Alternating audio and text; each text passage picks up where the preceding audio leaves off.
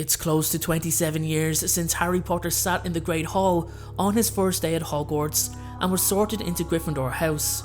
Everyone is aware how close he became to being sorted into Slytherin before his pleas to the Hat not to sort him there.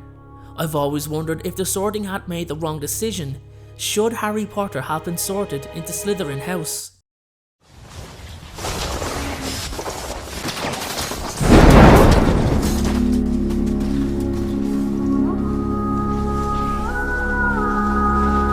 Well, technically the Sorting Hat didn't make the wrong decision. Slytherin was its first choice for Harry, not Gryffindor. Although it's been around quite some time, there is the theory that the Hat detected the part of Voldemort saw within Harry. Tom Riddle had a very strong presence, and it's why I feel the Hat picked up on it as it overwhelmed Harry's underlying confidence. That's if you choose to believe that theory, and in all honesty, it's quite credible if you ask me. The Sorting Hat chooses the students based on the traits that they value, but also certain traits that they show a high potential of displaying. However, nothing can be guaranteed, as was the case with Peter Pettigrew. Just because he wanted to be brave and courageous did not mean he was ever going to be. I believe that the amount of sway or persuasion a student can have on the Hat is not very clear, and I think it's kind of ironic that the determination of Harry, by the way, determination, another Slytherin trait, to not be put in Slytherin House was ultimately the thing that persuaded the Hat to change his decision from Slytherin to Gryffindor. Then again, in Neville Longbottom's case, the Sorting Hat completely went against his wishes to be put in Hufflepuff House, deciding that Neville was better in Gryffindor. So why did the Hat listen to Harry and not listen to Neville? Or even the point when Dumbledore says to Snape that he often regrets that they soared so young, indicating that perhaps Snape could have been better suited to Gryffindor due to his bravery and courage of putting his own life at risk to keep Lily, Harry and James safe. And to be honest, sorting a student seems to be a lot more complicated than it appears, which makes sense as why else would there be hat stalls? I think many of us underestimate that from a Hogwarts student's perspective, the right house sorting is crucial in terms of setting that student up for success and greatness. Take the Sorting Hat's words to Harry when he says, "Not Slytherin, eh? Are you sure? You could be great. You know, it's all here in your head, and Slytherin will help you on the way to greatness, no doubt about that. No? Well, if you're sure, better be Gryffindor. Slytherin will help you on the way to greatness." That line, that part always sticks in my mind because does anyone find it unusual that when taking Harry's feelings into consideration, the Hat didn't highlight that Gryffindor could have done the same? It didn't mention any of the benefits Harry could receive if he were sorted into Gryffindor House. While the Sorting Hat identified Harry's courage first, what it may have also identified but not disclosed was the fact that one of Slytherin's prime traits, ambition, ran through the previous generations of Harry's family.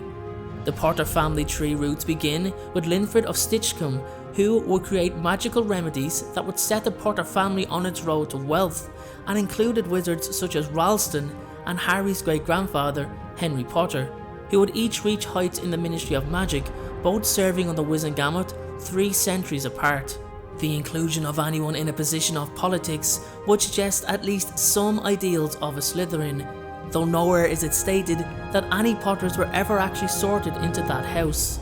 Of course, an even stronger presence of Slytherin-like attributes would come with the inclusion of the family line of the notorious Peverell brothers, who were responsible for the genesis of the Deathly Hallows.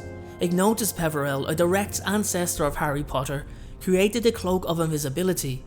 Ignotus was the wisest of the 3 brothers and one who might have been sorted elsewhere other than Slytherin. Despite this, through Ignotus, the blood of his more devious and dark-minded brothers, Antioch and Cadmus, was also shared with the Potter lineage. Harry's entire ancestry screams ambition, so it's no surprise to suspect that the Sorting Hat saw such a trait value.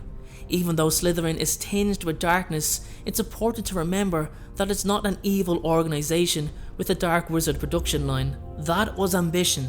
However, when it comes to being cunning, Harry Potter definitely didn't shy away. Cunning is described as the following: having or showing skill in achieving one's ends by deceit or evasion. Harry was quite deceitful, even if his cause was just. He used his cloak of invisibility to eavesdrop on Draco Malfoy on the Hogwarts Express in their 6th year.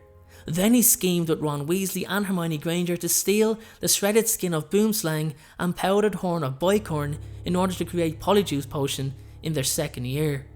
And of course, there was also his intentionally veiled lie to Griphook regarding the Sword of Gryffindor, where it reads, he can have the sword after he's helped us get into the vault, but will avoid telling him exactly when he can have it. Harry went on, after we've used it on all the Horcruxes, I won't be lying really. Harry made the offer, careful to phrase it as to not give any definite time for the handover of the sword. Griphook says, I have your word, Harry Potter. Yes, said Harry. Then shake, said the goblin. Harry took it and shook the goblin's hand. Harry knew that even when he did give the sword to Griphook, it would most likely never truly remain with him, as the sword had a tendency to disappear. Only for Griphook seeing through Harry's lies, as goblins have an incredible ability to be able to tell when someone is lying and double-cross Harry beforehand. The final thing to consider is actually completely removing the synopsis from Harry's sorting. If we omitted Harry's name, removed Voldemort, the Horcruxes, and the loss of Harry's family, and leaving him just as a normal boy, starting when he entered Hogwarts to when he left, how much would we actually relate with him? Harry might have ended up with a reputation much like his father James, popular and worshipped on the surface but with a dark, malicious streak underneath. So the question still remains, should Harry Potter have been sorted into Slytherin instead? I've provided you with the evidence for the argument, so you let me know in the comment section below. And that is all for today's video everyone, thank you so much for watching. Please consider subscribing to the channel if it is your first time watching. And if you're a fan of the channel and feel like you'd like to contribute, my restructured Patreon account is up and running, and in exchange for your contribution of a minimum of $1 a month, there are many rewards you can receive, like suggesting one of my upcoming videos, exclusive Patreon only videos for you to watch, and even one-to-one Skype calls where we can hang out and talk everything Harry Potter or anything in general.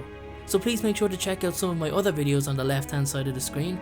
My second channel, Game of Thrones Lore, is on the right hand side of the screen. And if you want to check out some merch, I've got a merch store on the bottom right, or you can click the link in the description below. Thanks again everyone, and I hope you all have a great day.